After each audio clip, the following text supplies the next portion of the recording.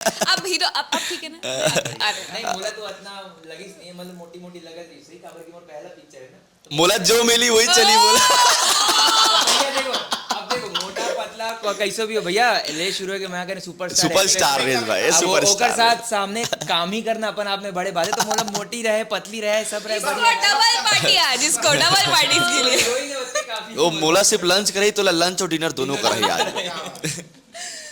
ये बताओ आप मन जब पिक्चर शूटिंग करे पर निकलता हो मतलब एक्शन मूड वाला मामला रही थे पिक्चर में सब मूड रही थे ना तो एक्शन मूड के मामला रात हुई तो वो दिन खाए पिए के भी डिसाइड रहे थे का कि ये दिन ये वाला खाना है हाँ ये हमन वाला कम पीना खाता है है हमन कम खाता है हमन मतलब वो पीना दिन है?